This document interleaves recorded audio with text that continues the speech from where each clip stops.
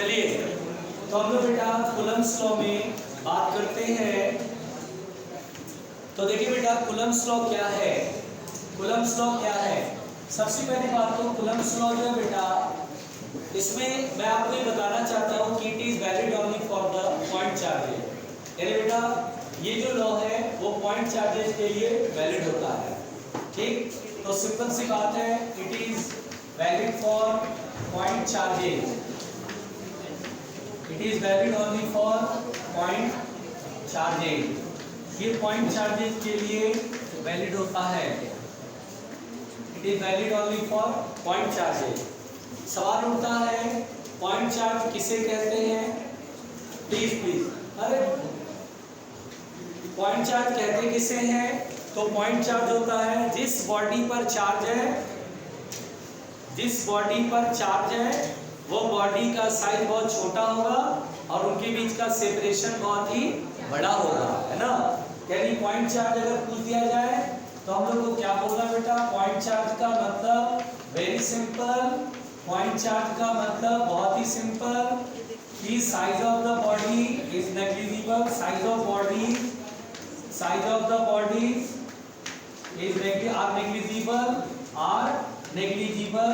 Negligible होता है with respect to in comparison with भी बोल सकते हैं separation, with respect to separation. चलो ये तो ठीक है। सेपरेशन के रिस्पेक्ट में जो बॉडी का साइज होता है वो क्या होता है बेटा, बहुत ही छोटा होता है, इसलिए उसे पॉइंट चार्ज कहते हैं। ठीक है ना बेटा, समझ में आ रहा है, सिंपल सी बात है। फिर सुनिए यहाँ पर बेटा,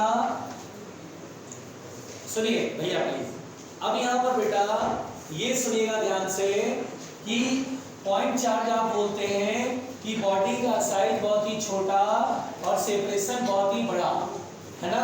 जैसे ये बॉडी है और ये बॉडी है तो साइज बहुत छोटा है और डिस्टेंस बहुत बड़ा है, तो आप इसे बोलते हैं कि इसमें जो चार्ज है तो हम बोलेंगे इसे पॉइंट चार्ज, हम बोलेंगे इसे पॉइंट चार्ज। ठीक है, यहाँ पर बेटा पॉइंट चार्ज को समझ में आ गया। एक केस है जो सुन लीजिए ध्यान से, अगर स्फेयर होगा, इन केस ऑफ स्फेयर, देखिएगा ध्यान से, हाँ स्फेयर के केस में बेटा बिल्कुल आराम से सुनिए, स्फेयर के केस में जैसे बोला जाएगा ये स्फेयर है, इस पे चार्ज है। अब देखिए ध्यान से, ये स्फेयर, इस पे चार्ज है और स्फेयर का रेडियस r है और दूसरा स्फेयर है और दूसरे स्फेयर पे भी चार्ज है, और यहाँ पर बिल्कुल आराम से सुनना, मान लीजिए इसका रेडियस r है, इसका भी रेडियस r है और सेपरेशन मान लीजिए 3r है। तो पॉइंट चार्ज की डेफिनेशन पढ़ने से ये लगता है कि यहाँ पर कूलम्ब्स लॉ नहीं वैलिड होगा सर, क्योंकि साइज बहुत छोटा होना चाहिए था और सेपरेशन बहुत ही बड़ा होना चाहिए था, बट यहाँ साइज r है और सेपरेशन 3r है, तो size is not very small. तो इस केस में बेटा फिर भी कूलम्ब्स लॉ लग जाता है। ये केवल और केवल स्फेयर के केस में होता है। स्फेयर के केस में सिर्फ और सिर्फ यहाँ पर कूलम्ब्स लॉ वैलिड हो जाता है। यानी अगर कभी भी चार्ज किसी स्फेयर पे हो तो वहां पर आप कूलम्ब्स लॉ लगा देना, इसे हम बोलते हैं बेटा सेल थ्योरम। यानी यहाँ पर कूलम्ब्स लॉ यहाँ पर क्या बोलेंगे, वैलिड है। कूलम्ब्स लॉ इज वैलिड है, कूलम्ब्स लॉ इज वैलिड है।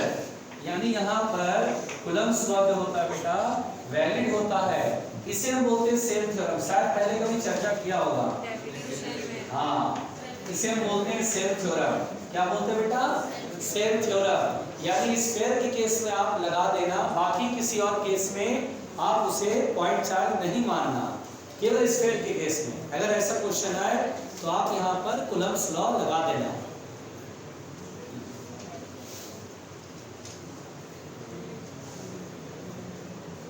हाँ कर लो, बात कर लो, सब जरूरी है बातें।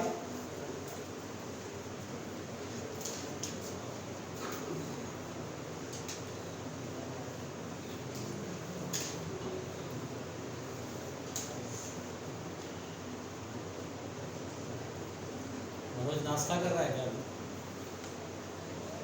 मनोज नाश्ता कर रहा है या है नहीं? मिटा दें।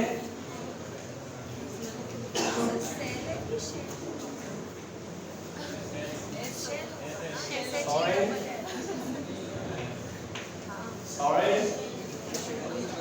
जोर से बोलो। शेल होता है, नॉट सेल होता है। क्या बात है, सर्जन का सिर काम करा।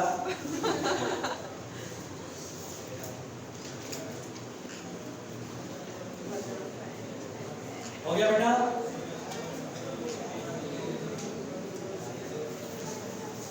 चलिए ध्यान देते हैं।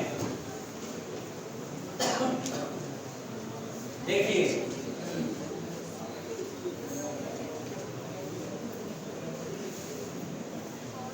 देखिए बेटा, सुनिए ध्यान से, प्लीज प्लीज। अरे बातें नहीं भाई। यहाँ पर बेटा अब हम लोग पढ़ेंगे कि कूलम्ब्स लॉ बेसिकली है क्या।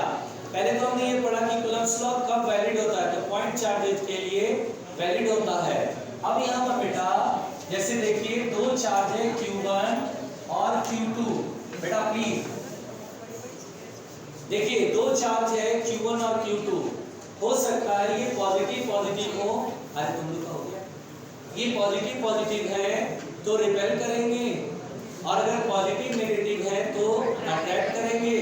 तो यहाँ पर कूलम्ब ने बोला कि ये Q1 इस Q2 पे इलेक्ट्रिक फोर्स, इलेक्ट्रोस्टैटिक फोर्स लगाएगा। ये जो फोर्स लगेगा बेटा वो अलोंग द लाइन, यानी दोनों चार्ज को जो लाइन ज्वाइन करा उसी के अलोंग लगता है। अभी मैंने सेम नेचर का मान लिया, तो ये चार्ज इसे रिपेल करेगा और ये भी चार्ज उतने ही फोर्स से इसको रिपेल करेगा।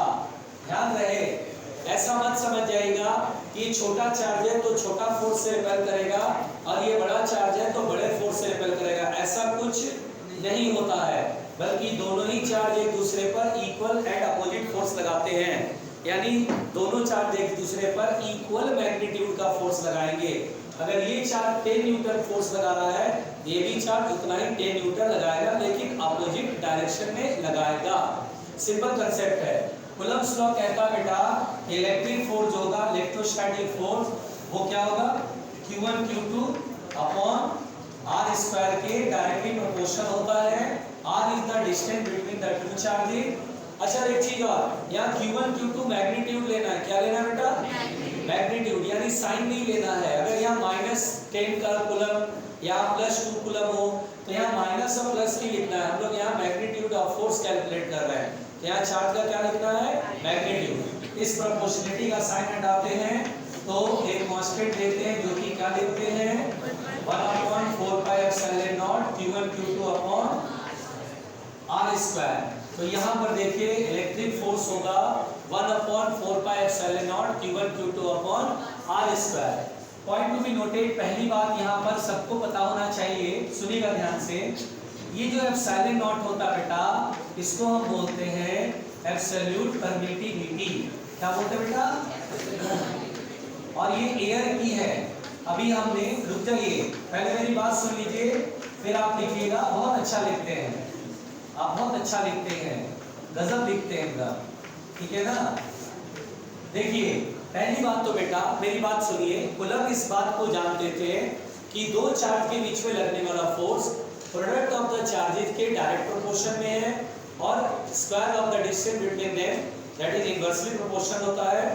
ये जानते थे, लेकिन ये भी जानते थे कि दो चार्ज के बीच में लगने वाला कूलम्ब फोर्स मीडियम पर भी डिपेंड करता है। यानी दो चार्ज के बीच में मीडियम क्या है, और मीडियम के बदल देने से ये जो फोर्स था वो भी बदल जाता है बेटा। अगर मैं बोलूँ कि अभी वैक्यूम है तो यहाँ फोर्स लग रहा है। अब वैक्यूम के जगह पर अगर मैं कोई दूसरा मीडियम ले आऊँ, जैसे मैं वाटर ले आऊँ या कोई और भी मीडियम ले आऊँ, तो फोर्स बदल जाता है। तो यहाँ पर ये जो प्रोपोर्शनलिटी का साइन हटाया, मैंने यहाँ लिखा 1/4πε0। एप्सिलॉन नॉट जब हम लिखते हैं तो उसे बोलते हैं एब्सोल्यूट परमिटिविटी ऑफ एयर और वैक्यूम। यानी बेटा उस मीडियम में फोर्स कितना परमिट होगा, कितना परमिट करेगा ये मीडियम, ये मतलब होता है। तो परमिटिविटी मतलब परमिट से बना है, इसलिए से परमिटिविटी बोलते हैं। एवरी मीडियम की अपनी परमिटिविटी होती है, मतलब कि अगर दो चार्ज के बीच में हम कोई दूसरा मीडियम रख दें तो उस मीडियम के अकॉर्डिंगली फोर्स लगेगा। वो कितना परमिट करेगा फोर्स को, उसके अकॉर्डिंगली फोर्स लगता है। तो मीडियम चेंज हो जाने से फोर्स भी चेंज हो जाएगा। यहाँ पर एप्सिलॉन के फुट में 0 जब भी देखें आप तो समझ जाना दोनों चार्ज के बीच में एयर या वैक्यूम है, और अगर कुछ ना बोले तो भी एयर या वैक्यूम है। इसकी वैल्यू हर मीडियम की अपनी परमिटिविटी होती है, किसी अनदर मीडियम की परमिटिविटी को सिर्फ एप्सिलॉन से लिखेंगे। एयर के केस में केवल फुट में 0 लगाते हैं, और एयर के अलावा कोई दूसरा मीडियम है तो वहां पर हम सिर्फ एप्सिलॉन लिख के काम चलाते हैं। खैर यहाँ पर बेटा एप्सिलॉन नॉट की वैल्यू होता है 8.85 into 10 to the power minus 12, और ऐसा यूनिट क्या लिखेंगे तो देखिए एप्सिलॉन नॉट इधर लाइए, फोर्स को उठा के इधर लाइए। चार्ज का कूलम होता है coulomb into coulomb, coulomb square upon newton into metre square. यहाँ पर बेटा समझने वाली बात ये है कि 1/4 पाई एप्सिलॉन नॉट बार-बार क्वेश्चन में सॉल्व करना पड़ेगा, तो आप जानते हैं वैल्यू इसको याद करके आते हैं 9 into 10 power 9 newton metre square upon coulomb square. और एक बात और 1/4 पाई एप्सिलॉन नॉट की वैल्यू सीजीएस यूनिट में 1 होता है। सीजीएस यूनिट का मतलब बेटा जैसे फोर्स की एसआई यूनिट क्या होती है न्यूटन, और सीजीएस यूनिट तो टाइम आप लिखेंगे मीटर। लेंथ की एसआई यूनिट है सीजीएस यूनिट सेंटीमीटर, और coulomb SI unit of charge, तो ये स्टैट कूलम या ईएसयू स्टैट कूलम का स्क्वायर। अगर सीजीएस यूनिट में सभी चीजें लिखी जाए फोर्स डिस्टेंस और चार्जेस तो 1/4 पाई एप्सिलॉन नॉट की वैल्यू आपको 1 रखना है उस टाइम। क्लियर?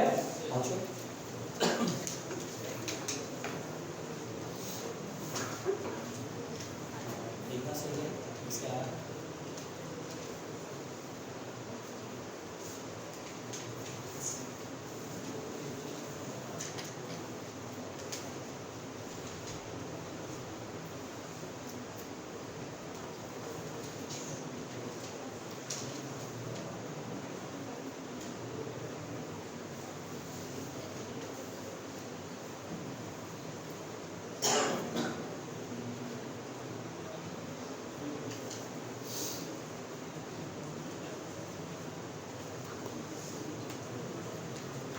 आराम से सब व्यर्थ है, सब कुछ व्यर्थ है।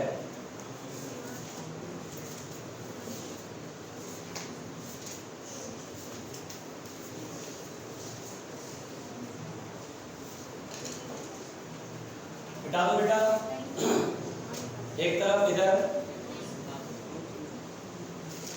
इधर बिठा दो।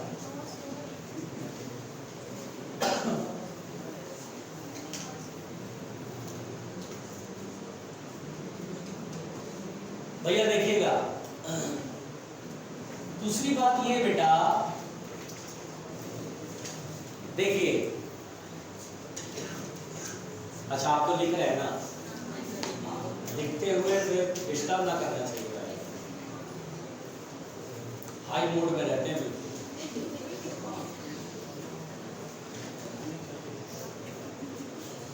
चलिए सुनते हैं, ध्यान से सुनते हैं। देखिए यहाँ पर प्लीज सुनिए, यहाँ पर बेटा दो चार्ज के बीच में जैसे ये Q1 है और Q2 है, और बेटा यहाँ पर दो चार्ज है और बीच में हमने कोई मीडियम एयर के अलावा यहाँ भर दिया। अब यहाँ पर मेरी बात सुनिएगा बेटा, ये जो मीडियम हम बोलते हैं कि मीडियम हम लाते हैं वो that medium will be the dielectric medium. दरअसल क्या होता बेटा कि जो मीडियम होता है बेटा, सुनिएगा पहले ध्यान से, जो मीडियम होता है वो बेसिकली दो तरह का होता है। एक होता है कंडक्टिंग मीडियम, एक होता है कंडक्टिंग मीडियम और एक होता है इंसुलेटिंग, और इंसुलेटिंग में भी डाइलेक्ट्रिक। सुनिए पहले ध्यान से, इंसुलेटिंग में भी डाइलेक्ट्रिक मीडियम। रुकिए पहले ध्यान से, एक मिनट सुनिएगा, रुकिए पहले मेरी बात को समझिए जो मैं आपको बोल रहा हूँ। कंडक्टिंग और डाइलेक्ट्रिक, जैसे कोई बोलता है कि सर कंडक्टिंग मीडियम, तो सर कंडक्टिंग सिंपल जिसमें फ्री इलेक्ट्रॉन होते हैं which can conduct electricity. Dielectric medium, तो बेसिकली जो डाइलेक्ट्रिक मीडियम होता है बेटा उसको सुनिए, ये एक तरह का इंसुलेटर होता है, लेकिन हर इंसुलेटर डाइलेक्ट्रिक नहीं होता है। हम उस इंसुलेटर को डाइलेक्ट्रिक कहते हैं व्हिच कैन बी पोलराइज्ड, यानी बोलते हैं कि the insulating medium which can be polarised is said to be the dielectric medium, है ना। जब आप किसी दो चार्ज के बीच में डाइलेक्ट्रिक भरते हैं तब फोर्स चेंज हो जाता है। लेकिन अगर आप वैसा इंसुलेटर जो पोलराइज हो ही नहीं रहा, और ये पढ़ेंगे हम लोग कैपेसिटर के अंदर कि डाइलेक्ट्रिक क्या चीज है, ये आगे हम पढ़ेंगे। तो यहाँ पर बस आपको ये समझना है कि आखिर मीडियम ऐसा करता क्या है भाई। मीडियम में ऐसा क्या होता है कि फोर्स बदल जाता है। एयर और वैक्यूम के अलावा, अब एयर में जितना फोर्स लग रहा है 10 न्यूटन, उतना ही चार्ज, वही चार्ज उसी सेपरेशन पे, और डाइलेक्ट्रिक भर दीजिए, फोर्स बदल जाएगा, बल्कि फोर्स कम हो जाएगा। क्यों भाई, ऐसा क्या होता है? एक्चुअली जब ये चार्ज मीडियम रखते बेटा और यहाँ चार्ज रखते तो इस चार्ज कैसे इलेक्ट्रिक फील्ड जनरेट होता है, ये इलेक्ट्रिक फील्ड जनरेट करता है, जिससे क्या होता है इस मीडियम में प्लस माइनस जो एटम में जो इलेक्ट्रॉन है वो एक तरफ खिसकते हैं, दैट इज पोलराइज होते हैं, जिसकी वजह से इस चार्ज पर जो फोर्स का इफेक्टिव वैल्यू होता है वो कम हो जाता है। क्योंकि ये जो है प्लस माइनस जो एटम होते हैं इसके अंदर, उसमें इलेक्ट्रॉन एक तरफ स्ट्रेच होता है, स्ट्रेच होना पोलराइजेशन, जिसकी वजह से इस पर जो ओवरऑल फोर्स का इफेक्ट है वो कम हो जाता है। तो इसलिए बोलते हैं, तो हम लोग हमेशा डाइलेक्ट्रिक मीडियम भरेंगे, यानी दो चार्ज के बीच में डाइलेक्ट्रिक लाएंगे, डाइलेक्ट्रिक मीडियम लाते तब वो फोर्स को चेंज कर देता है, कम कर देता है, ठीक है। अगर ये मीडियम रिस्पॉन्ड नहीं करेगा तो यहाँ फोर्स भी चेंज नहीं होगा, एयर में जितना लगा तो उतना यहाँ भी लगेगा। अगर आप बिल्कुल इंसुलेटर ऐसा ले लें जो पोलराइज ही ना हो तो फिर फोर्स पे असर नहीं पड़ता है। इसीलिए यहाँ पर ये कूलम ने बताया था कि दो चार्ज के बीच में अगर डाइलेक्ट्रिक मीडियम भर दोगे तो फोर्स चेंज हो जाएगा, फोर्स कम हो जाएगा। अब यहाँ पर बेटा हम लोग डाइलेक्ट्रिक मीडियम बार बार बात करेंगे दो चार्ज के बीच में। तो डाइलेक्ट्रिक मीडियम क्या होता है बेटा? The insulator which can be polarised, the insulating medium which can be polarised, which can be polarised, which can be polarised. आराम से सुनिए, आराम से प्लीज, इधर सुनिए प्लीज, इधर सुनिए, यहां तक हमने पढ़ लिया बेटा, अब ध्यान से सुनना प्लीज, जरा सुनिए। अगर मैं आपसे कहूं कि दो चार्ज के बीच में हमने डाइलेक्ट्रिक मीडियम लाया, यानी जैसे मान लीजिए Q1 और Q2 और दो चार्ज के बीच में हमने डाइलेक्ट्रिक मीडियम भर दिया। ध्यान देना, अगर मैं डाइलेक्ट्रिक मीडियम भर देता हूं और फिर मुझसे कहा जाए सर फोर्स बताओ, तो मैं यहाँ पर बेटा F = 1/4 पाई एप्सिलॉन लिखूंगा, यानी एप्सिलॉन नॉट नहीं लिख सकता। एप्सिलॉन नॉट किसके लिए लिखते हैं? एयर के लिए। यहाँ तो एयर रहा नहीं, ये तो डाइलेक्ट्रिक मीडियम है, ये डाइलेक्ट्रिक मीडियम है, ध्यान देना, ये तो डाइलेक्ट्रिक मीडियम है। तो यहाँ पे 1/4 pi epsilon Q1 Q2 r²। अब यहाँ पर प्रश्न ये उठता है कि जैसे एयर के लिए आपने एप्सिलॉन नॉट की वैल्यू बताया सर, क्या आपको हर डाइलेक्ट्रिक के लिए एप्सिलॉन की वैल्यू याद रखनी है? तो नो, हर मीडियम की, डाइलेक्ट्रिक मीडियम की अपनी एक परमिटिविटी होती है, वो हमें याद नहीं रखना है। बल्कि यहाँ पर बेटा क्वेश्चन के अंदर एप्सिलॉन दे देगा तो सॉल्व कर लेंगे। फोर्स एयर रहता है तो एप्सिलॉन मालूम होता तो 9 × 10⁻⁹ करते हैं। अब कोई डाइलेक्ट्रिक मीडियम एप्सिलॉन दे देगा तो सॉल्व कर लेंगे। अब क्या होता है, मीडियम का एप्सिलॉन ना दे करके इसको क्या बोलते हैं? Absolute permittivity of the medium, वो नहीं देगा, बल्कि यहाँ पर एक टर्म डिफाइन करेगा, रिलेटिव परमिटिविटी, रिलेटिव परमिटिविटी, जिसे हम डाइलेक्ट्रिक कांस्टेंट भी कहते हैं। रिलेटिव परमिटिविटी का दूसरा नाम है डाइलेक्ट्रिक कांस्टेंट। ध्यान दीजिए, यहाँ पर बेटा एक टर्म बार बार यूज होता है जब भी कोई डाइलेक्ट्रिक मीडियम दो चार्ज के बीच में लाते हैं, तो यहाँ पर बेटा रिलेटिव परमिटिविटी, जिसे हम डाइलेक्ट्रिक कांस्टेंट कहते हैं, वो डिफाइन किया जाता है। और रिलेटिव परमिटिविटी को एप्सिलॉन के फॉर्म में R या फिर डाइलेक्ट्रिक कांस्टेंट भी कहते हैं, जिसे हम K से भी लिख देते हैं। तो यहाँ पर डाइलेक्ट्रिक कांस्टेंट कैसे डिफाइन किया गया है? Every dielectric medium has its own relative permittivity या dielectric constant which is defined as the permittivity of that medium with respect to air या vacuum।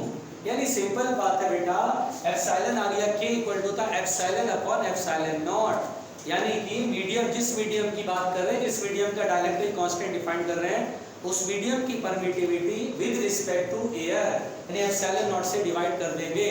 तो यहाँ पर देखिए ये डाइलेक्ट्रिक कांस्टेंट डिफाइन क्या है, यहाँ पर लिखिए पहले।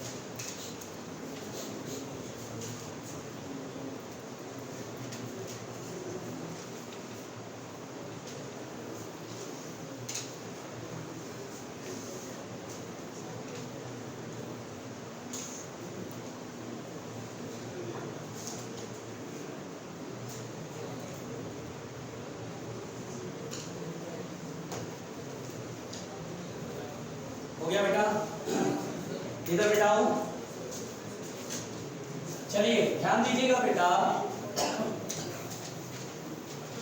देखिए यहां पर बेटा ये जो डाइलेक्ट्रिक कांस्टेंट होता है के, जरा सुनिएगा ध्यान से, ये डाइलेक्ट्रिक कांस्टेंट के, तो देखिए फॉर एयर या वैक्यूम, एयर या वैक्यूम के लिए डाइलेक्ट्रिक कांस्टेंट की वैल्यू 1 होती है।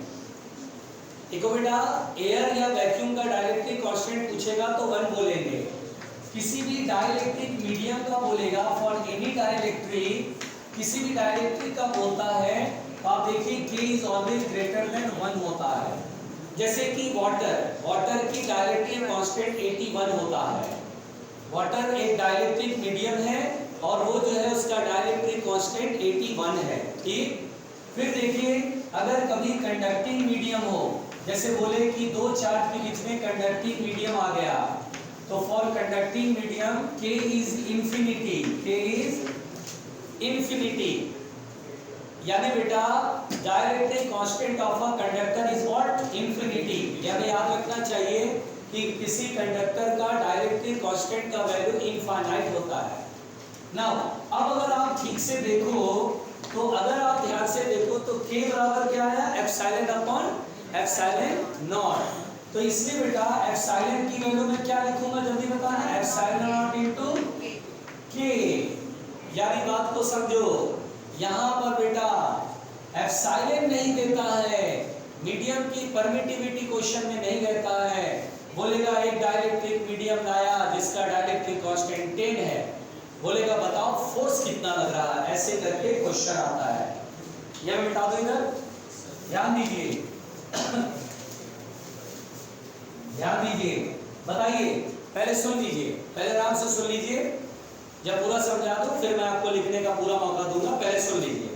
तो बताइए बेटा, दो चार्ज के बीच में अगर डाइलेक्ट्रिक मीडियम बना होता है तो फोर्स का formula 1/4πε0 Q1 Q2 upon r² जानते हैं।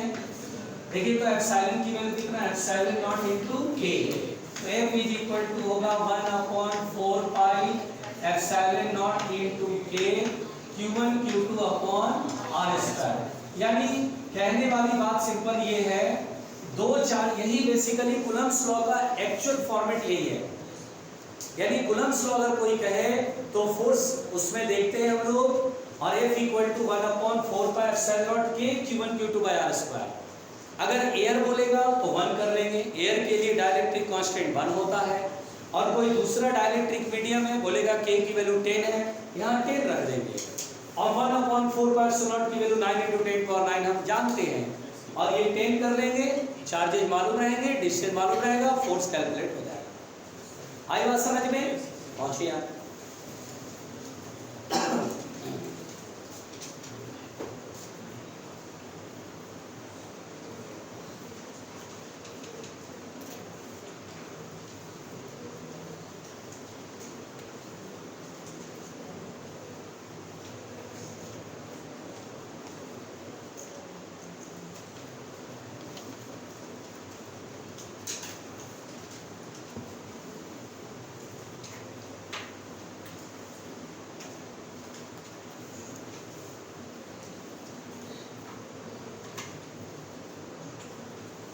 मिटाया जाए।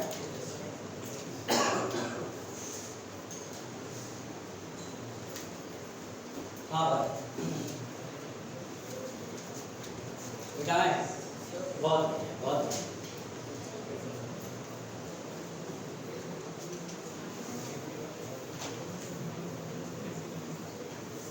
देखिए, ध्यान दीजिएगा बेटा, ध्यान दीजिए, अच्छी बात करते हैं, बहुत अच्छा, मजा आ गया।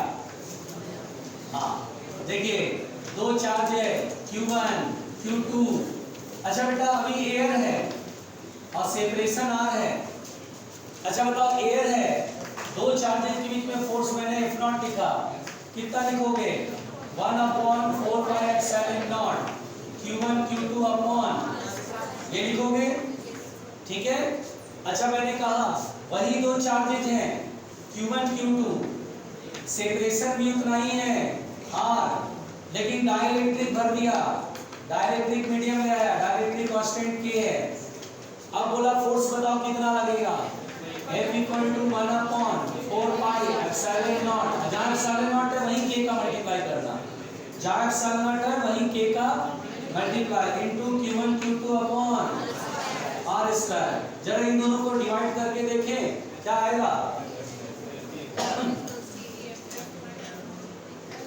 F/F0 करते हैं, इसको ऊपर इसको नीचे 1/4πε0 Q1 Q2 R स्क्वायर कटेगा, 1/K आएगा, यानी बेटा फोर्स जो होगा वो F0/K हो जाएगा। देख रहे हो, इधर सुनो, यानी अगर एयर में मैं बोलूं कि 10 न्यूटन का फोर्स लग रहा था और जब डाइलेक्ट्रिक भर दिए दोनों के बीच में, डाइलेक्ट्रिक कांस्टेंट 2 है तो 10/25 यानी 5 न्यूटन का फोर्स लगेगा, फोर्स कम हो जाएगा। जब भी डाइलेक्ट्रिक भरोगे फोर्स कम हो जाएगा, बात समझ में आ रहा है। लेकिन बेटा मजे की बात है कि अगर मान लीजिए क्वेश्चन अगर आ गया दो चार्ज के बीच में, अगर मैंने दो चार्ज के बीच में मैंने डाइलेक्ट्रिक मीडियम की जगह पर कंडक्टिंग मीडियम भर दिया, बेटा ये कंडक्टर है, क्या भर दिया कंडक्टर, बताओ फोर्स कितना होगा, हाँ बोलेंगे फोर्स 0 हो जाएगा सर, फोर्स 0 हो जाएगा। देखो कैसे, फॉर्मूला तो होता 1/4πε0 K Q1 Q2 R square, और बताओ कंडक्टर का डाइलेक्ट्रिक कांस्टेंट कितना होता है इंफिनिटी, और इंफिनिटी नीचे है 1/∞ 0, यानी दो चार्ज के बीच में अगर कंडक्टर भर दोगे तो फोर्स हो जाएगा 0, एक चार्ज दूसरे पे फोर्स ही लगाएगा, दरअसल इंडक्शन हो जाएगा, इंडक्शन घेर लेगा उस चार्ज को, शील्ड कर देगा। पहुंचो,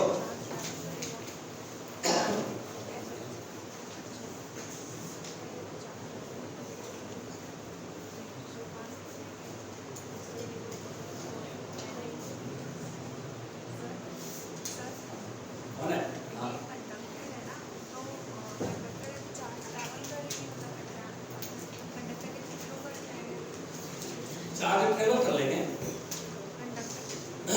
चार्ज का फिक्स किया गया बेटा R डिस्टेंस पे, पोटेंशियल मत दो,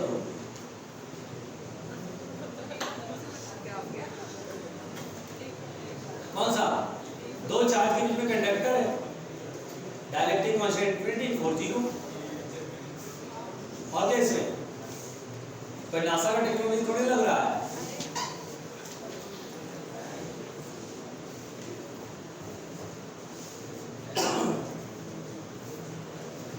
हो गया,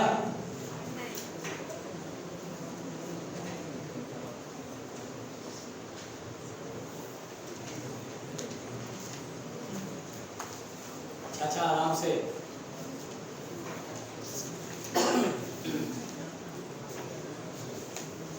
बेटा दे बेटा,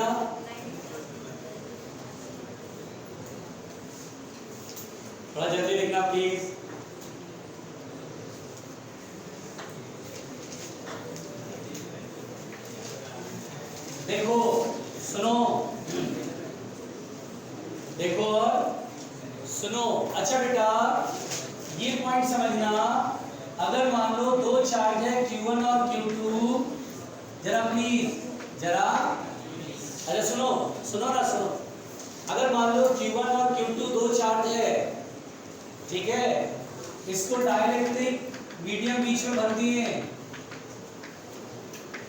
बताओ फोर्स कितना लगेगा? F इक्वल टू होगा 1/4 pi epsilon not K Q1 Q2 upon R square. अगर मुझसे पूछा जाए इन दोनों को एयर में कितना डिस्टेंस रख दें ताकि फोर्स सेम लगे, for same force then separation in air will be, for same force then the separation in air will be, then the separation in air will be, आराम से बताओ बेटा, सेम फोर्स के लिए एयर में कितना separation रखे ये पूछा जा रहा है। अरे बोलो बोलो बोलो बोलो बोलो गार्गी, बोलो गार्गी को बोलने देना।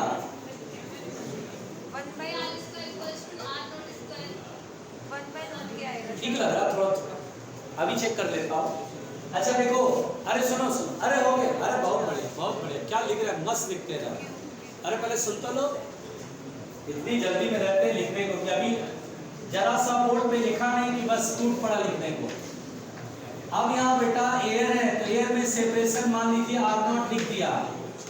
सुनो, कह रहा है अभी डाइलेक्ट्रिक में है, R सेपरेशन पे फोर्स लग रहा है, फोर्स लग रही है, एयर में कितने सेपरेशन पे रखे ताकि फोर्स सेम लगे। तो देखिए फोर्स ए बराबर उतना ही फोर्स जो यहाँ वही यहाँ 1/4 pi epsilon naught Q1 Q2 upon R0 square. अब एक काम करो बच्चों, दोनों फोर्स हम इक्वेट करते हैं, मैं इधर हूँ, इक्वेट करूँ, फोर्स तो सेम है ना। अब इक्वेट करते हैं 1/4 पाई एप्सिलॉन नॉट के Q1 Q2 upon R square equal to 1/4 pi epsilon naught Q1 Q2 upon R0 square. सही कर रहा हूँ भाई, दोनों फोर्स इक्वल है तो फोर्स को इक्वल कर दिया। देखिए 4 पाई एप्सिलॉन नॉट से 4 पाई एप्सिलॉन नॉट, Q1 Q2 से Q1 Q2, यहाँ क्या बचेगा 1/R स्क्वायर इंटू के, यहाँ आएगा R0 स्क्वायर, और मुझे R0 ही निकालना है।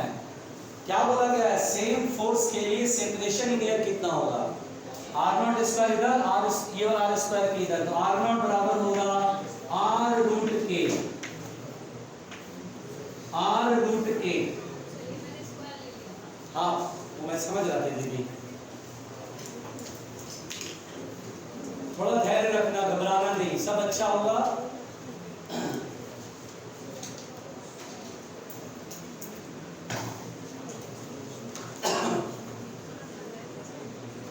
छोड़ दो सब याद है ना।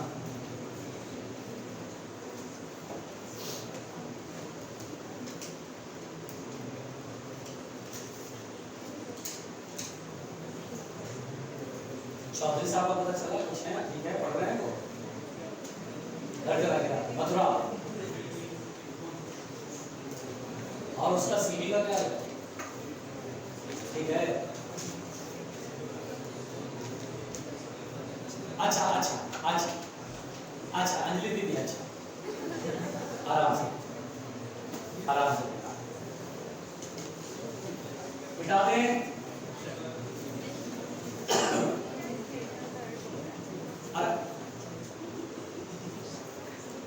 ये बोले 15 मिनट बाद, बहुत टाइम से तो बढ़िया गिरने लगी। मेरा फेवरेट बायो कितने बजे होगा,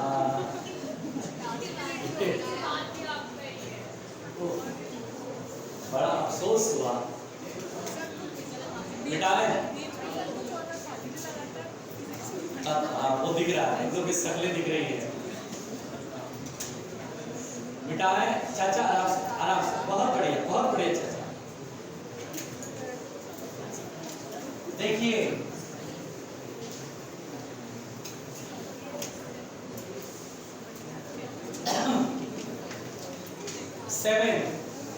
अरे सुनो सुनो, यहाँ पर बेटा नेक्स्ट पॉइंट ये है, जरा ध्यान से सुनना। छोड़ दो अमित जी, छोड़ दो अमित जी, ये Q2 ये Q1, जरा सुनिए। अरे सुनो, अगर मान लो ये सवाल आ गया, बट ये सवाल रेयरली फाउंड है, ये सवाल रेयरली, हाँ, अगर आपसे बोलेगा दो चार्ज के बीच में पूरा यहाँ से अगर डाइलेक्ट्रिक नहीं बना गया है, डाइलेक्ट्रिक की थिकनेस का केवल इतने दूर में भर दिया गया और सेपरेशन जो है वो R है दोनों चार्ज के बीच, अब बोला बताइए फोर्स कितना लगेगा। इस सवाल को कैसे बनाएंगे बच्चों, ध्यान देना। रुको, अभी तक जो पढ़ा उसमें ये पढ़ा कि दो चार्ज के बीच में पूरा एयर एयर हो, बढ़िया शानदार, या पूरा डाइलेक्ट्रिक मीडियम हो, बढ़िया शानदार। लेकिन यहाँ पे ये एयर है, यहाँ एयर है और यहाँ T थिकनेस का डाइलेक्ट्रिक स्लैब है। अब यहाँ पर मैं इधर हूँ, छोड़ दो, अब यहाँ पर T थिकनेस का स्लैब है, बोला आप बताओ फोर्स कितना लिखोगे। तो क्या होगा बेटा, एक जैसा मीडियम लाना है मुझे। अब देखो इसमें क्या मैं कर रहा हूँ, ध्यान से सुनना। ये चार्ज है Q1 और ये चार्ज है Q2, रुकना। अच्छा बताओ बेटा, ये एयर है, ये एयर है, R में से अगर मैं T सब्ट्रैक्ट कर दूं तो एयर वाला जो थिकनेस है वो मिल जाएगा, तो R माइनस T तो एयर हो गया, R माइनस T तो एयर हो गया। अब इतने दूर में भी एयर लानी है, और अभी पढ़े कि अगर डाइलेक्ट्रिक मीडियम में अगर सेपरेशन T है तो एयर में सेपरेशन R रूट के लाने पे फोर्स का वैल्यू सेम होता है। अभी पढ़ा, अगर डाइलेक्ट्रिक में सेपरेशन R है तो रूट के मल्टीप्लाई करने पे एयर में सेपरेशन आ जाएगा, जो कि सेम इफेक्ट होगा। लाइक वैसे ही अगर T है डाइलेक्ट्रिक में थिकनेस, तो T रूट के से मल्टीप्लाई करेंगे तो एयर में सेपरेशन आ जाएगा, which produces the same effect, नहीं आएगा। R क्या बेटा जल्दी बताया, डाइलेक्ट्रिक मीडियम में सेपरेशन, रूट के क्या है, के क्या है डाइलेक्ट्रिक कांस्टेंट, R रूट के करते हैं तो एयर में सेपरेशन निकल के आता है, जिससे फोर्स सेम लगे, सेम इफेक्ट का मतलब फोर्स सेम लगे।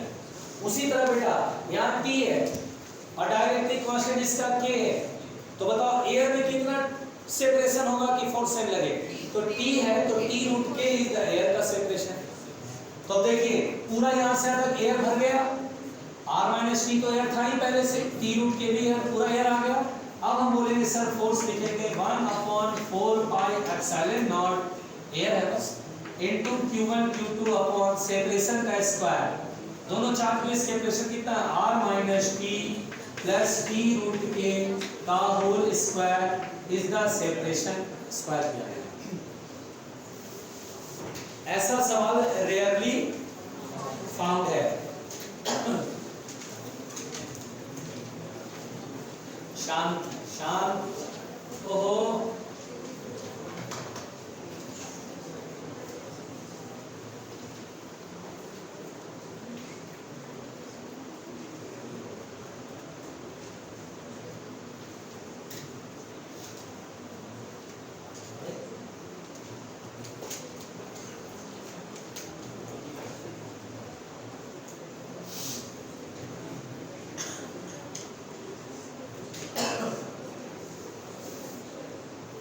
भाई को मारता है, बड़ा होने का बहुत फायदा उठाता है। ये बहुत बड़े बड़े का बड़ा होने का यही फायदा है बस, जब देखो टूट देते हैं, सुताई कर देते हैं।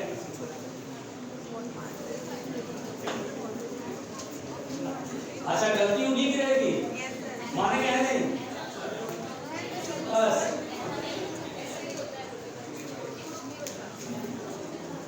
भैया शान बहुत भुक्त भोगी है भाई, हम भी भुक्त भोगी हैं। अरे मेरे से बड़ी दीदी है भाई,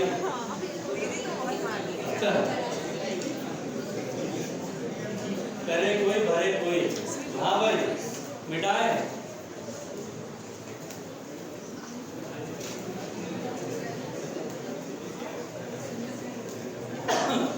भैया शान देखिए बेटा, कूलम्ब्स लॉ जो है सीख लिया। अब सुनिए सुनिए सुनिए, मैं बोलना चाहता हूं, अब मैं बोल रहा हूं, देखिए अब हमने बेटा यहां पर कूलम्ब्स लॉ के बारे में समझा। अब इसमें दिक्कत आएगी नहीं। अब जरा ध्यान से सुनना, यहां पर बेटा जो दिक्कत आएगी वो तो अब शुरू हो रहा है, जो दिक्कत आएगी वो तो अब शुरू हो रहा है। Coulomb's law in vector form, ये जो है समस्या अब शुरू होगा। Coulomb's law in vector form, चाचा सुनना, Coulomb's law in vector form, और वेक्टर जो कि बहुत अच्छा था, लेकिन जब कूलम्ब्स लॉ में यूज करेंगे तो वो वेक्टर से अब आपको नफरत हो जाएगा कि कम बगल तू ये था। देखिए अच्छा सुनिए, एक minute, Coulomb's law in vector form very simple, वैसे तो सिंपल है, एक्स एक्सिस वाई एक्सिस, ध्यान दे देना बच्चों आराम से। ये चार्ज Q1 है और ये चार्ज Q2 है, दो चार्ज है। अरे यार सुन लो, और अब यहाँ पर Q1 का position vector is the R1 vector और Q2 का position vector is the R2 vector. रुकिएगा, अब यहाँ पर बेटा ध्यान से सुनिए, इसका पोजीशन वेक्टर R1 वेक्टर और Q2 का पोजीशन वेक्टर। अब देखिए मान लीजिए, लेट अस सपोज मैं मान के चलता हूं कि हेयर Q1 Q2 का प्रोडक्ट ग्रेटर देन 0 है। बताओ ग्रेटर देन 0 होने का मतलब क्या होता है, जल्दी बताओ। यानी दोनों सेम नेचर का है, plus plus plus, minus minus भी प्लस, यानी सेम नेचर है, तभी प्रोडक्ट 0 से बड़ा आएगा। तो यहाँ पर बेटा ये दोनों लाइक चार्जेस क्या होते हैं, रिपेल करते हैं। ये Q2 इस Q1 को अपने से अपने लाइन के दूर की तरफ रिपेल करेगा, दैट इज F1 वेक्टर मान लेते हैं, और ये Q1 इस Q2 को इधर की तरफ रिपेल करेगा। ध्यान देना बेटा, मुझे अगर F1 वेक्टर लिखना है वेक्टर फॉर्म, देखिए मैं कैसे लिखूंगा, मैं बोलूंगा F1 वेक्टर। अच्छा भाई ये वेक्टर है, वेक्टर को रिप्रेजेंट करने के लिए मैग्नीट्यूड और डायरेक्शन दोनों लिखना पड़ता है। एक बात सुनना ध्यान से, बार बार 1/4πε0 नहीं लिख करके मैं कांस्टेंट दे देता हूं k, वो k डायरेक्टली कांस्टेंट नहीं है। बार बार मैं फोर्स का लिखूंगा मैग्नीट्यूड 1/4πε0, अब बार बार 1/4πε0 नहीं लिख करके उससे k लिख देते हैं। अच्छा k देखने पर लगता है सर ये डायरेक्टली कांस्टेंट भी तो हो सकता है, नहीं, ये k का मतलब 1/4πε0, जहां डायइलेक्ट्रिक होगा वहां पे 1/4πε0 ही लिखना, वरना दो k आ जाएगा और कौन सा k कौन सा क्या है रायता फैल जाएगा। इसीलिए बेटा हम लोग यहाँ पर क्या करेंगे, मैं बोलूं, हम लोग यहाँ पर अभी तो एयर है, इसलिए हम 1/4πε0 को k लिखेंगे और k का मतलब 9 × 10⁹ इन ऐसा यूनिट। अच्छा महसूस कर रहे हो ना, देखना देखो करना कर भी क्या सकते हैं, कर भी क्या सकते हैं, बस तो आप तो अपना आराम से, अच्छा मन से करो या आधे मन से करो या रो के करो, करना तो पड़ेगा। और जिस काम में हम अपना पूरा मन लगाते हैं उस काम का रिजल्ट भी अच्छा मिलेगा, और अगर आधा मन रो करके तो ऑब्वियसली रिजल्ट भी उसी के अकॉर्डिंगली आता, उसी के प्रोपोर्शन में आता है। इसलिए मेरा तो ये मानना है कि देखो मैं भी जानता हूं कि मुझे अपनी दिहाड़ी के लिए इतना काम करना होगा और मैं करता हूं। शुरुआत में मन नहीं लगता था, बाद में इसी में मन लगा लिया, अच्छा महसूस करने लगा, देखा वाह मजा आ रहा है भाई। खैर सुनिए, सर्जन के डाउट, इसमें भी सर्जन के डाउट है, हाँ बोलो सर्जन, इसमें भी डाउट है, बोलो सर्जन।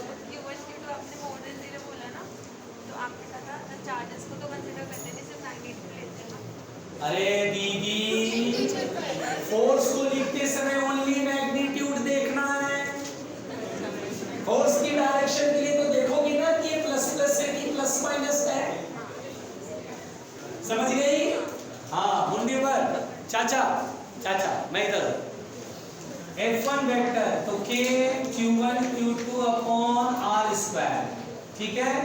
अब ये तो लिखा मैंने मैग्नीट्यूड, क्या लिखा बेटा मैंने, रुको ना सेव जाने, रुको। डायरेक्शन, तो देखो इसकी डायरेक्शन देखनी मुझे, तो मैं क्या करूंगा बेटा, एक वेक्टर बनाऊंगा Q2 से Q1 तक, एक वेक्टर मैंने ऐसे पोजीशन वेक्टर बनाया, इसको बोलते हैं position of one from two, position of one from two, या position of one with respect to two. Two से, जैसे ओरिजिन से Q1 की पोजीशन, तो ओरिजिन पे टेल है और Q1 पर हेड है, ओरिजिन से Q1 की पोजीशन R1 वेक्टर, ओरिजिन से Q2 की पोजीशन R2 वेक्टर, तो Q2 से Q1 की पोजीशन, इसे R12 वेक्टर देंगे, position of one with respect to two. तो हम बोलेंगे सर इस वेक्टर की जो डायरेक्शन है वही ये डायरेक्शन है, अगर ये नॉर्थ है तो ये भी नॉर्थ है, अगर ये ईस्ट है तो ये ईस्ट है, तो मैं बोलूंगा इस फोर्स की डायरेक्शन R12 कैप की डायरेक्शन में होगी। क्लियर? अब R मतलब था दोनों चार्ज के बीच का सेपरेशन, जो मैंने R लिखा था, यहाँ R ऐसे भी लिख कर लिखेंगे R12 वेक्टर का मॉड, मॉड मतलब क्या होता है, मैग्नीट्यूड का स्क्वायर, यानी यहाँ से यहाँ तक जो ये वेक्टर है इसका जो लेंथ होगा, मैग्नीट्यूड होगा, वही सेपरेशन है Q1 और Q2 के बीच का, तो उसका मॉड जो होता है वो मैग्नीट्यूड होता है, उसका स्क्वायर करेंगे तो K Q1 Q2 upon separation का स्क्वायर इनटू इसकी डायरेक्शन। R12 वेक्टर का यूनिट वेक्टर है, यूनिट वेक्टर का मतलब डायरेक्शन होता है बेटा, unit vector represents the direction, right? तो यही फैलता है, बोलो क्लियर, समझ में आ रहा है? अच्छा, अगर मैं आपसे बोलूं R12 वेक्टर की वैल्यू कैसे लिखोगे, R12 वेक्टर की वैल्यू कैसे लिखोगे, R1 vector minus R2 vector, जैसे R1 वेक्टर R2 वेक्टर दिया जाएगा, मुझे R12 वेक्टर लिखना है, तो R1 vector minus R2 vector. नहीं आया समझ में? आया समझ में? तो ये आया फोर्स, इसको बेटा हम ऐसे भी लिख सकते हैं, मुंडी ऊपर करना, ये मैंने पहले चार्ट पे फोर्स लिखा, इसको हम ऐसे भी लिख सकते हैं बेटा, K Q1 Q2 upon mod of R12 vector square, और यहाँ पर देखो बेटा यूनिट वेक्टर की डेफिनेशन क्या होती है, vector divided by its own vector, और अपने मैग्नीट्यूड से डिवाइड करो तो नीचे Q आ जाएगा। तो देखिए अगर कैप रहेगा तो नीचे स्क्वायर होगा, और ऊपर वेक्टर रहेगा तो नीचे Q होगा। Very simple. रुको एक सेकंड, अब मैं तुम्हें ये सलाह दूंगा, अरे रुको ना थोड़ा सा, अब मैं तुम्हें ये सलाह दूंगा कि सर जरूरी है कि दो चार यहाँ पे से अपोजिट में तो हो सकते थे, अनलाइक भी तो हो सकते थे, अनलाइक में क्या होगा, Q1 Q2 माइनस में चला जाएगा। अब आप बोलेंगे सर तो फिर क्या इसके लिए अलग से पढ़ाओगे क्या, एक इसके लिए तुमने ऐसा मान के चला, अब इसके लिए फिर तुम अलग से करोगे, तो बोले नहीं, आपको क्या करना बेटा, ऐसे सोचना, देखो ध्यान से। अब आप इस फॉर्मूले को देखो, आपने लिखा K Q1 Q2 R12 vector का मॉड का Q R12 वेक्टर, मैं आपको बोलूंगा इस वेक्टर फॉर्म के फॉर्मूले में Q1 और Q2 का जो वैल्यू है वो मैग्नीट्यूड के बजाय नेचर के साथ वैल्यू दे दो, जैसे प्लस प्लस हो तो आगे प्लस, प्लस माइनस हो तो आगे माइनस, माइनस अगर आ गया तो अपने आप ये R12 वेक्टर का अपोजिट हो जाएगा, अपने आप ये जो फोर्स है वो इधर नहीं करके इधर आ जाएगा। इसलिए जब भी वेक्टर फॉर्म यूज करते हैं तो ये जो Q1 Q2 है उसे हम मैग्नीट्यूड ना समझ करके नेचर के साथ लिख देंगे वैल्यू, प्लस प्लस है तो plus plus into plus, plus into plus plus, plus minus है तो प्लस इंटू माइनस, माइनस आगे माइनस लगा देंगे, अगर आगे माइनस लग गया तो इसका मतलब ये समझ जाएंगे कि सर R12 वेक्टर जिधर है इधर है, फोर्स इसके अपोजिट होगा, हाँ प्लस माइनस अट्रैक्ट करेगा, बोलो समझ में आया? तो हम लोग क्या करते हैं, अपना सिंपल कंसेप्ट रखेंगे, रुको पहले ध्यान से, K Q1 Q2 upon R12 vector का मॉड का Q R12 vector, Q1 Q2 magnitude है या विद नेचर रखना है यहाँ पर, विद नेचर, उससे सारे केसेस डील हो जाते हैं। अब जैसे अगर मुझे F2 वेक्टर लिखने को कहे, F2 वेक्टर, अब ये लिखने को कह रहा है बेटा F2 वेक्टर, देखो मैं कैसे लिखूंगा, K Q1 Q2 upon separation का स्क्वायर, या तो इसी वेक्टर से हम काम कर सकते हैं, इसी वेक्टर से हम काम कर सकते हैं, R12 वेक्टर का जो मॉड होगा यानी लेंथ उसका स्क्वायर करेंगे, और R12 वेक्टर की जो डायरेक्शन है F2 वेक्टर डायरेक्शन अपोजिट है तो minus of the R12 cap, अरे यार, या फिर आप ऐसे कर सकते हैं, एक नया वेक्टर 1 से 2 तक बना सकते हैं, which is position of 2 with respect to 1, ऐसे बना सकते हैं, तो R21 R21 वेक्टर का मॉड, अगर स्क्वायर लगाएंगे तो ऊपर कैप लगाएंगे, और अगर ऊपर वेक्टर लगाएंगे तो नीचे वही हो गया। नहीं आया समझ में? इस फॉर्मूले में मैं क्या आपको सजेस्ट कर रहा हूं, Q1 Q2 को नेचर के साथ, यानी क्या है Q1 Q2 ओनली मैग्नीट्यूड है? नो सर, चार्ज की वैल्यू विद नेचर रखो, चार्ज की वैल्यू विद नेचर रख दो, परफेक्ट आएगा। पहुंचो ना,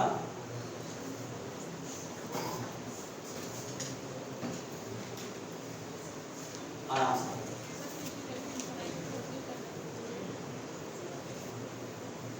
सोनी में ये बात याद रखूंगा, ये भूलूंगा नहीं। सोनी ने पूछा कंडक्टर का डाइलेक्ट्रिक कांस्टेंट इनफाइनाइट क्यों होता है, नेट इलेक्ट्रिक फील्ड क्यों होता है? मैं बताऊंगा एक दिन सोनी दीदी, जवाब दूंगा, करारा जवाब मिलेगा।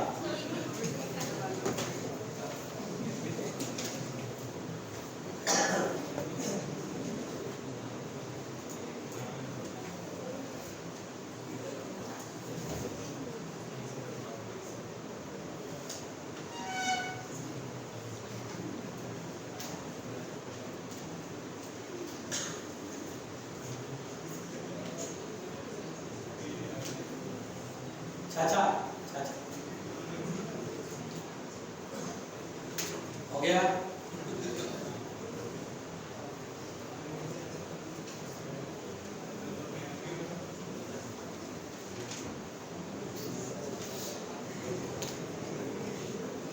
तो भाई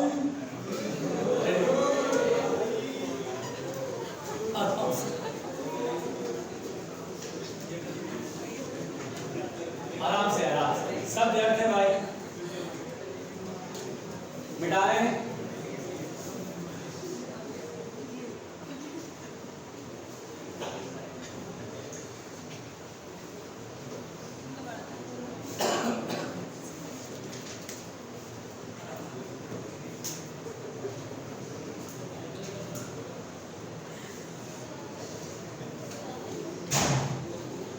आराम से, इसका व्यर्थ है, कृपया मत दीजिएगा। हाँ बोलो, गार्गी कुछ कह रही है, बोलो गार्गी बोलो।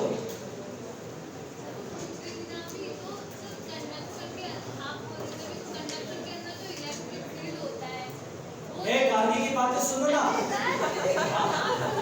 अरे बोलो, डाउट बोलो ना, सब लोग सुनेंगे।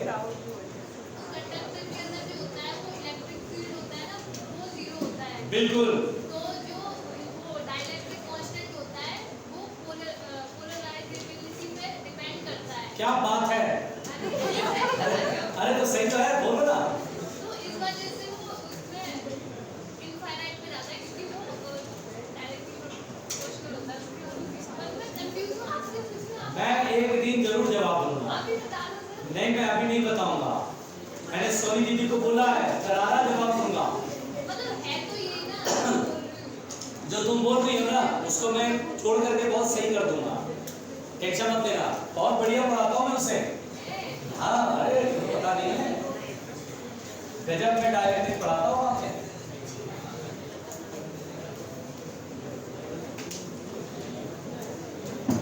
देखिए, अच्छा बेटा सुनिएगा प्लीज, अरे सुनो सुनो, अरे छोड़ो, रचित देखना, ध्यान से देखना बेटा। रचित और रचित का फ्रेंड बहुत बिजी रहता है बेचारा, एकदम बिजी रहता है। क्या नाम है उसके फ्रेंड का? मिर्जा। मिर्जा, मिर्जा नाम है सही में? मिर्जा नाम है अपना ना? ओके मिर्जा। चाचा चलिए ध्यान से सुनते हैं बेटा। अब जैसे सुनिए, अगर मैं Coulomb's law in vector form की बात करूं, इस पे एक और क्वेश्चन बनाता हूं, इस पे एक क्वेश्चन अरे जा रहे ऐसा होता है, ठीक है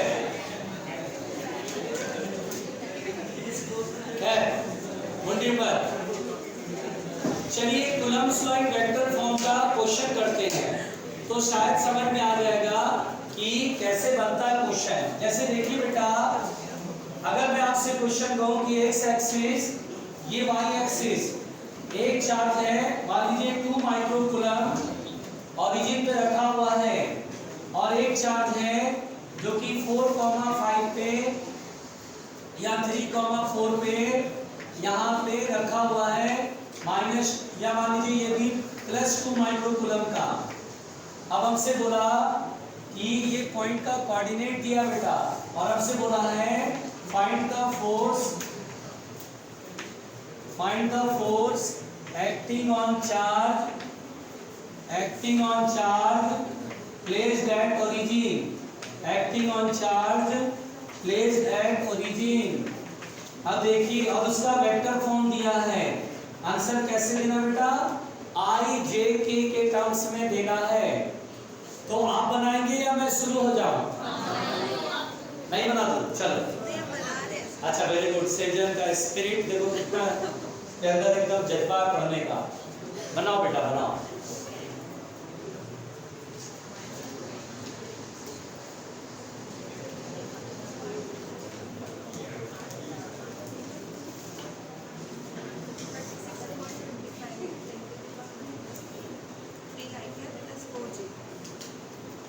थ्री आई कैप प्लस और आगे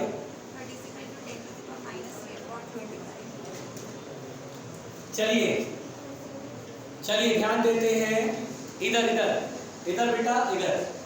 अब मैं बना के दिखाता हूं क्वेश्चन। अच्छा एक बात बताओ बेटा, find the force acting on charge placed at origin, यानी कौन से चार्ज पे फोर्स कह रहा है? ओरिजिन में जो रखा है इस पे कह रहा है ना, इस पे कह रहा है ना। अच्छा ये देखिए, ये लगाएगा इस पर, इधर की तरफ लगाएगा। हमें यही फोर्स बताना बेटा। तो चलिए इस फोर्स का वेक्टर फॉर्म के Q1 Q2 दोनों पे चार्ज सेम है तो Q स्क्वायर कर लेते हैं। डिस्टेंस, अरे भैया अब एक काम करते हैं, वेक्टर पहले डिफाइन कर लेते हैं। ओरिजिन से ये पॉइंट का पोजीशन वेक्टर मैं ऐसे बना लेता हूँ, और ये मैं r वेक्टर साइड में लिख लेता हूँ। अगर कहीं वेक्टर ऐसा होता है जिसका हेड का कोऑर्डिनेट 3,4 और ओरिजिन का कोऑर्डिनेट 0,0, तो ये लिखते हैं 3i cap plus 4j cap.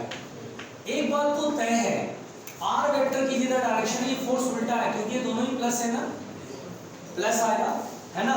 तो मुझे ये पता है r वेक्टर की अपोजिट है फोर्स, एकदम पता हो गया। इसका मैग्नीट्यूड अगर बोले तो मैग्नीट्यूड कितना होगा बेटा? √3 का स्क्वायर 9 और 4 का स्क्वायर 16, 5 आएगा ना।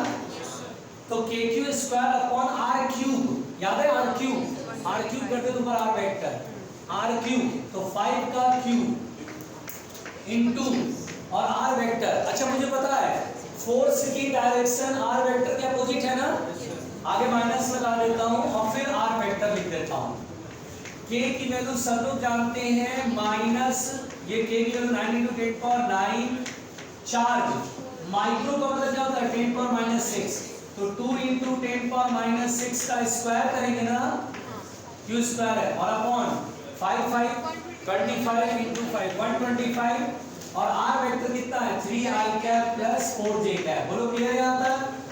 अब बेटा अगर आप थोड़े पढ़े लिखे, 2 का स्क्वायर 4 हो जाएगा और 9 4 जा 36, तो -36 × 10⁻9, और यहाँ देखिए पावर मल्टीप्लाई होता है ना, 6 2 जा 12 -12, और बेस सेम है तो पावर ऐड होगा 9 - 12, ब्रैकेट में 3i cap plus 4j cap upon 125। और इसको नहीं हो तो थोड़ा सा आप चाहे तो सॉल्व कर सकते हैं। -36 × 10⁻, ये देखिए -3 होगा, 125 ब्रैकेट में 3i cap plus 4j cap. लो जी हो गया, ये आंसर है।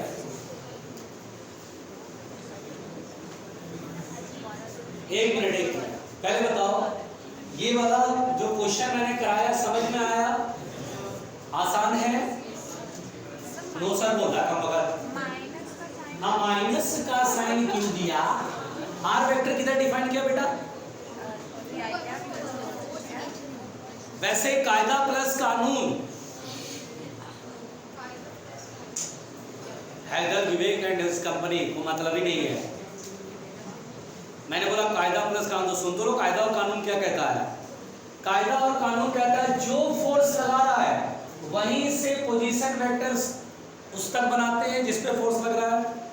तो मैं इधर बनाता, इससे अच्छा मैंने ये बना दिया ताकि मैं 3 और 4 कोऑर्डिनेट देख के 3i cap plus 4j cap लिख दिया। नहीं आया समझ में? बहलो यार, बहलो यार, बिल्कुल बहल बुद्धि। इधर ध्यान दो, क्या अभी सिखाया था? Q1 ये है, Q2 ये है, जो फोर्स लगा रहा वहीं से पोजीशन वेक्टर बनाते थे।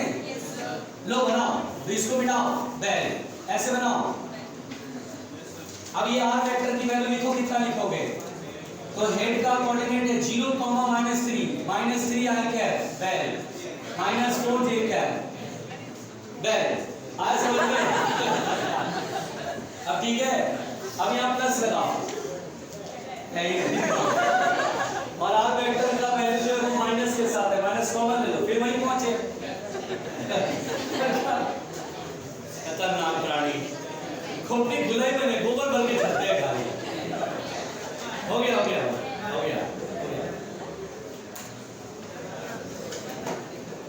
हो गया, बेटा बेटा सो जा बेटा, थपकी दे दो, थपकी दे दो, सो जाएगी। लिखो, मिटा दो अभी से इस क्वेश्चन को, मिटा दो। एक कोई बोलेगा नहीं भाई, लक्ष्मी दीदी लिख रही है, शांत रहना बिल्कुल।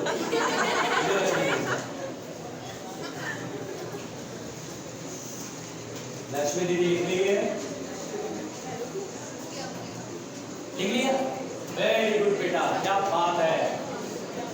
हमारी कोचिंग में लक्ष्मी है, हमारी कोचिंग में लक्ष्मी है।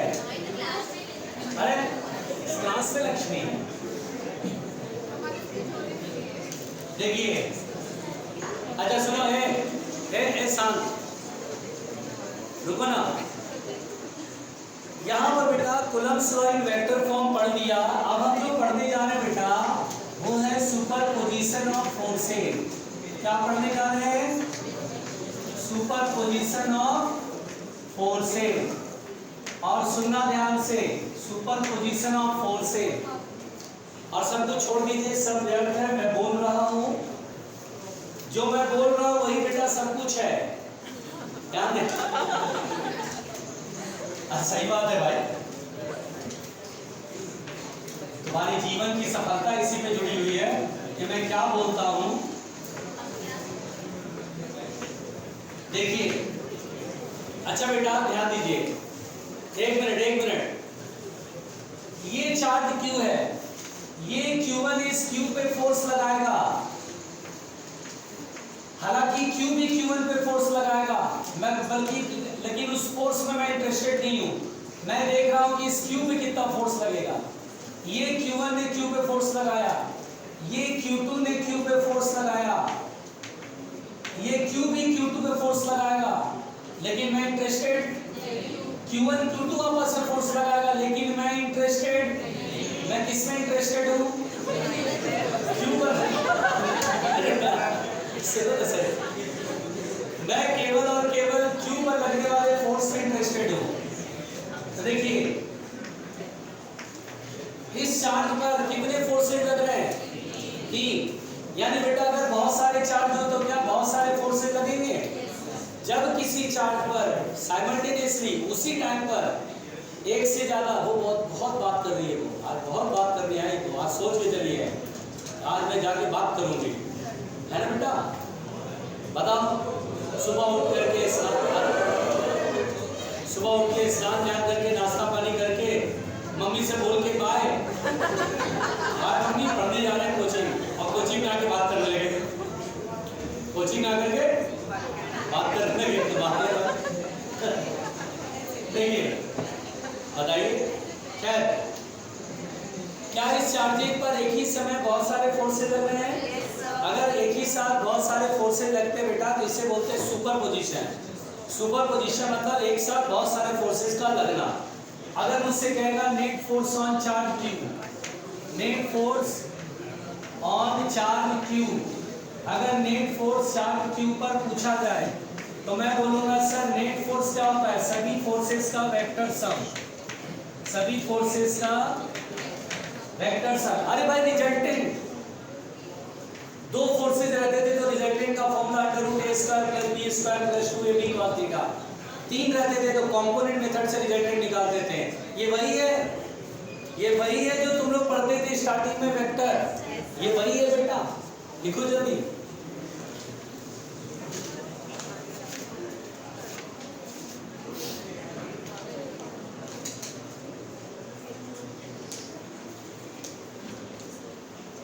शांति शांति।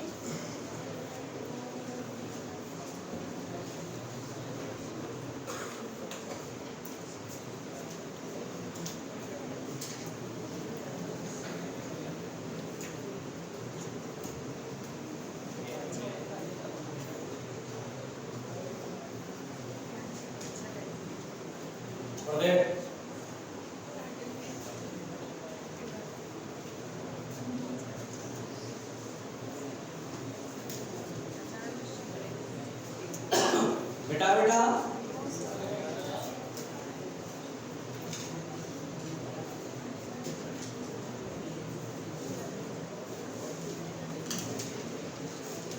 बेटाएं, चलिए इस पे देखिए सुपरपोजिशन ऑफ फोर्सेस पे सवाल देखते हैं। बेटा बात नहीं करो प्लीज। जैसे पहला एग्जांपल, बेटा प्लीज बात नहीं, ध्यान दो।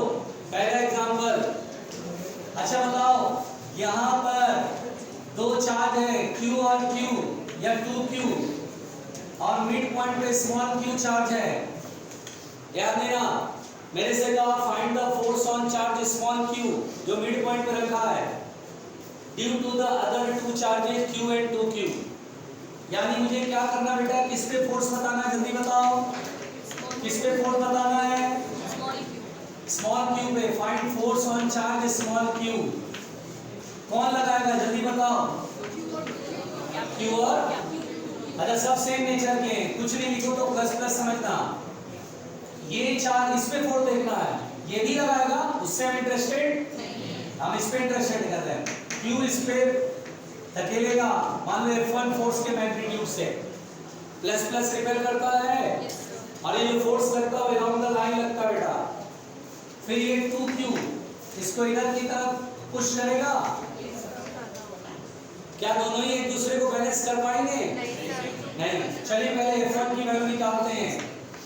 F1 की वैल्यू, F1 इन दोनों के बीच में फोर्स जो लग रहा है F1 है ना, क्या लिखेंगे? K product of charges Q into Q upon R²।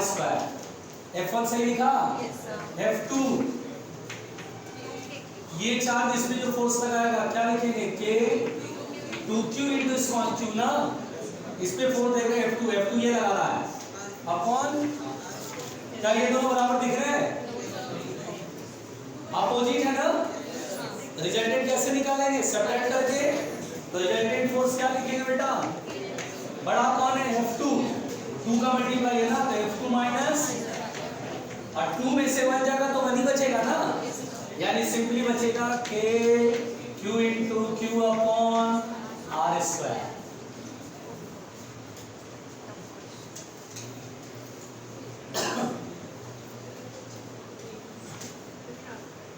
बेटा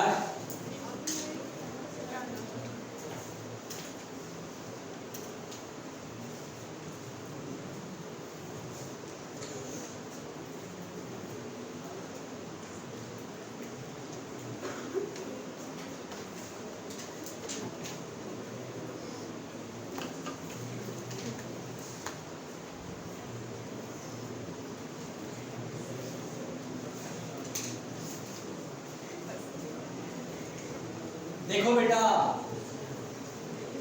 चलो इस क्वेश्चन को आप लोग बनाओ, जल्दी बताना। मिड पॉइंट पे चार्ज क्यू रखा R और ये माइनस है, बताओ फोर्स कितना लगेगा? 3 का मल्टीप्लाई हो जाएगा। अच्छा देखिए ये प्लस इस प्लस को रिपेल करेगा इधर और ये क्या करेगा अट्रैक्ट करेगा। इस चार्ज पे दो फोर्स लगे एक ही तरफ, ऐड करेंगे ना, ऐड करेंगे तो 2 + 1 नहीं आया। अभी तो शुरू किया बेटा, ये तो क्वेश्चन बनाना शुरू किया है।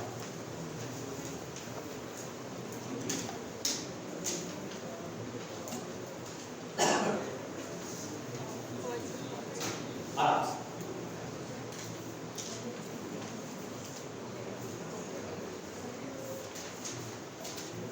बेटा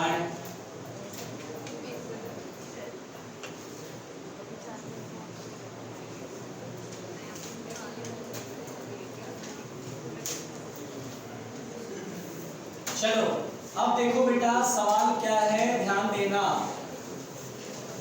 सवाल क्या है ध्यान से समझना प्लीज। अब सब लोग एक एक सवाल का जवाब देते जाएंगे, पहले आप बनाएंगे, 1 मिनट का वक्त दूंगा फिर मैं बनाऊंगा। अच्छा देखिए चलो जल्दी जल्दी कैलकुलेट करना। कैपिटल Q और 2Q दो चार्ज है, इनके बीच का सेपरेशन R है। Where should be third charge be placed? Where should third charge be placed? Be placed so that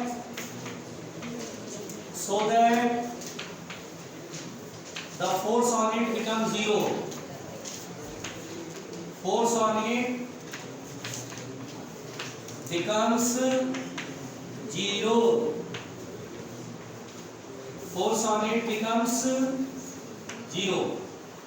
third charge को कहाँ रखें ताकि उस पे नेट फोर्स 0 हो?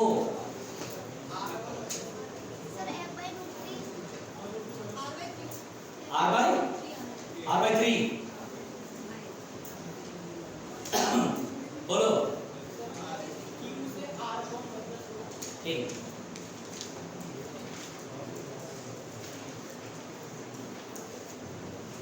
इनको तो 50 बार भी पढ़ा देना तो भी करना है। हाँ बहुत बढ़िया सृजन,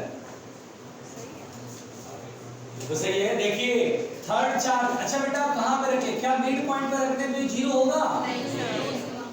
क्योंकि ये तो Q है लेकिन ये 2Q है, ये बड़ा फोर्स लगा के पुश कर देगा ना। हम किधर रखेंगे इस Q को? 2Q के पास रखें या इसके पास रखें? इससे दूर रहो क्योंकि चार्ज बहुत बड़ा फोर्स लगाएगा। डिस्टेंस बढ़ाओ, डिस्टेंस बढ़ने से फोर्स कम होता है। स्मॉल q इधर, लेट अस सपोज q से x डिस्टेंस पर। अब ये चार्ज इसको रिपेल करेगा F1 और ये 2q इसको इधर रिपेल करेगा F2। नेट फोर्स 0 होना है। 0 कैसे होगा जब ये दोनों इक्वल हो जाएगा। इसलिए बेटा ध्यान से सुनिए, F1 बराबर कितना होगा? F2। F1 इक्वल टू तभी ना 0 होगा, जितना फोर्स इधर उतना ही फोर्स इधर, सिंपल कहानी तो है। चलिए F1 कौन लगा रहा है जल्दी बताओ? 2Q या Q? Q, कैपिटल Q लगा रहा है ना स्मॉल q पर, तो K Q into Q upon distance का स्क्वायर x स्क्वायर। और F2 ये चार्ज इस पे इधर लगा रहा है, K 2Q into Q upon ये डिस्टेंस कितना होगा बेटा? R माइनस, बहुत अच्छे, R माइनस एक्स का होल स्क्वायर। और K से K कट गया, capital Q small q cut गया। दोनों तरफ रूट लो नहीं रूट लो, √2 अपॉन R माइनस एक्स। ठीक है, रूट लेने से स्क्वायर हट जाएगा। Cross multiplication R minus x equal to x √2। R बराबर कितना होगा? x ब्रैकेट में √2 + 1 क्योंकि माइनस एक्स उधर जाएगा प्लस है। x इक्वल टू कितना होगा? R अपॉन √2 प्लस, ओहो आंसर तो ये दिया ही नहीं है। आंसर बताओ क्या दिया, तुम लोग देखोगे आंसर ये दिया है। तो बात एक ही है, बात तो एक ही है। और ये कहां से आया डिस्टेंस? अरे फ्रॉम Q, अरे फ्रॉम Q कहां से आया? फ्रॉम क्यू शांति शांति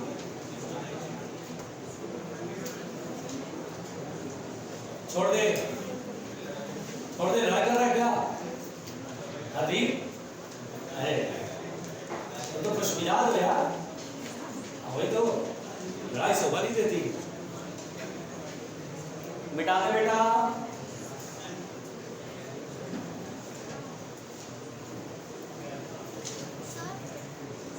हाँ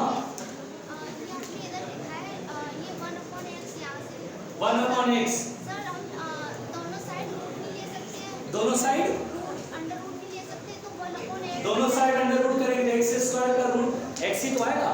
हाँ तो सर 1/x और 2/r-x हो जाएगा अंडर रूट। तो वो 2 का रूट तो नहीं होगा? सर नहीं, अरे 2 का रूट नहीं होगा, रूट पूरे में लौकी का 2 का रूट स्क्वायर की बाहर है। सर मैं कह रही हूँ अगर हमने दोनों साइड पे अगर थोड़ा तेज बोलो बेटा, हाई पिच वाली हो, जिस दिन साउंड पे पढ़ाना हो दिन खुद बोलो। अरे भगवान ने तो एक अजूबा शक्ति दे रखी है, हमने इस्तेमाल क्यों नहीं करा है? जल्द जोर से बोलो। अपना माइक दे दो। अच्छा देखो जान दे रहे हैं, बता रहे हैं सब आ गया।